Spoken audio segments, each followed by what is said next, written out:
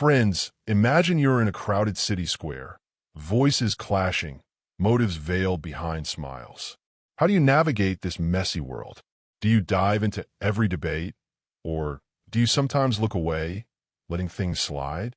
Tonight, I want to share a timeless wisdom, half clear, half confused. This isn't about being lost.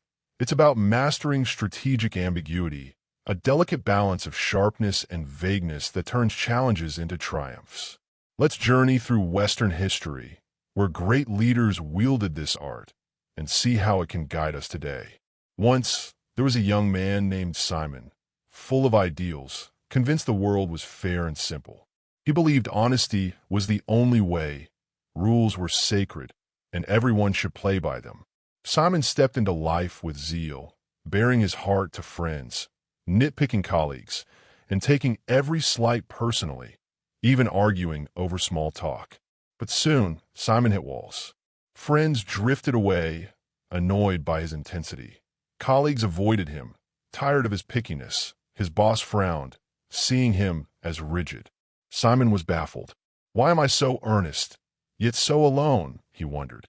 One day, by a quiet stream, Simon sighed in frustration.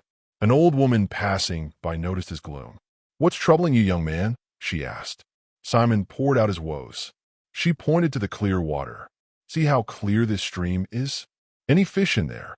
Simon shook his head. She smiled. "Water too clear holds no fish. People too rigid have no allies. The world isn't simple, nor are people straightforward. Being too clear traps you." Simon paused, reflecting. He thought of those who glided through life with a subtle, confused smile. They weren't clueless. They knew when to let go, turning conflict into harmony. The woman left him with words to ponder. Half clear, half confused. That's the secret to life. Simon's story echoes a truth seen in history's wisest minds. Strategic ambiguity isn't ignorance. It's a deliberate choice to blur the edges when it serves you. Imagine a friend snaps at you thoughtlessly. Argue back, and you risk the friendship. Laugh it off, pretend you didn't hear, and the bond holds. This is strategic ambiguity's magic. Staying true to your principles while defusing tension and keeping control. It's about knowing when to shine and when to fade. In Western diplomacy, this is called constructive ambiguity, a tactic to navigate complex situations with grace. It's not vagueness for its own sake. It's choosing when to be clear or coy, protecting yourself, and paving the way for success. Let's see how 3 Western leaders master this art. Travel back to 49 BC, ancient Rome, where Julius Caesar stood at the Rubicon River. A brilliant general, his rise sparked fear in the Senate, who ordered him to disband his army or be branded a traitor. His soldiers urged, "Caesar, they call you a rebel. March on Rome." But Caesar paused, gazing at the river, his mind sharp. Instead of fighting or surrendering, he chose ambiguity. He sent vague messages to the Senate, hinting at peace while rallying his troops. "I seek Rome's good," he wrote, words soothing but non-committal. The Senate, expecting defiance or submission, faltered. As they debated, Caesar crossed the Rubicon, seizing Rome in a swift strike. His vagueness bought time, sowing doubt among foes, and his bold move made him Rome's master. Caesar's confusion wasn't weakness, it was genius. His vague words hid a sharp plan. His hesitation masked resolve. His story shows how strategic ambiguity turns tight spots into triumphs. Now, leap to 1972 America, where President Richard Nixon faced a diplomatic gamble. Seeking to open ties with China during the Cold War, he risked alienating allies and provoking the Soviets. Critics warned, "Mr. President, this could backfire." Advisors pushed for a clear stance, align with the West or pivot to China. Nixon chose neither.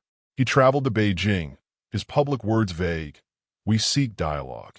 Behind closed doors, he negotiated with Chinese leaders, offering openness without firm promises. This ambiguity kept the Soviets guessing, weakened their position, and paved the way for a U.S.-China breakthrough. Nixon's visit reshaped global alliances, all because he played his cards close. neither fully revealing nor closing doors. Nixon's vagueness was his strength. His half-confused stance outmaneuvered rivals, turning a risky move into a diplomatic win. Strategic ambiguity let him rewrite history. Fast forward to 1862, during the American Civil War, where President Abraham Lincoln showed ambiguity's power. At a White House dinner, two advisors, arguing over war strategy, lost their cool, shouting in front of guests. An aide whispered, "Sir, their behavior's disgraceful. Should we reprimand them?" Lincoln, sipping his wine, waved it off. "Let them sleep it off at home." The next morning, the advisors, ashamed, knelt before Lincoln. "Mr. President, we disgraced ourselves. Forgive us." Lincoln leaned back, a twinkle in his eye. "Last night, too much wine. I don't recall a thing." The room fell silent. Then the advisors exhaled, their loyalty deepened. Was Lincoln too drunk to notice? Of course not. His confusion was a masterstroke. He spared their dignity, avoided a scene, and won their devotion. His advisors served him more faithfully, and his leniency became legend. Lincoln's vagueness built bridges where clarity might have burned them. These tales may seem grand, but strategic ambiguity is closer than you think. Picture a friend snapping at you during a rough day. Do you snap back, escalating the fight, or let it slide with a smile, keeping peace? At work, when colleagues bicker, do you pick a side or stay neutral, letting the storm pass? When your boss demands the impossible, do you argue or say, "I'll look into it, buying time"? Take my friend Sarah, once a stickler for truth. At a meeting, a coworker wrongly blamed her for a project's delay. Sarah wanted to argue, but remembered, half clear, half confused. She smiled, said, "Thanks for the feedback. I'll review it," and later met her boss privately, calmly explaining and offering solutions. The misunderstanding cleared, and her poise earned praise. Sarah's story shows how ambiguity works. Watch the room. See who's talking, who's quiet, who holds power. Stay silent when it helps. "I'll think it over" keeps options open. Sidestep petty fights with a vague nod. Keep your cool. Treat criticism as data, not an attack. Ask, "Is this worth my energy?" With a clear goal, no storm can shake you. Ambiguity lets you navigate friendships, work, and tough moments with grace. Strategic ambiguity isn't just personal, it's cultural. In Western diplomacy, it's constructive ambiguity, like in peace talks where vague terms keep sides talking, as seen in the Camp David Accords. In business, leaders use subtle language to bridge disputes. This wisdom crosses time. Know when to be sharp, when to blur, and you'll stand tall in any storm.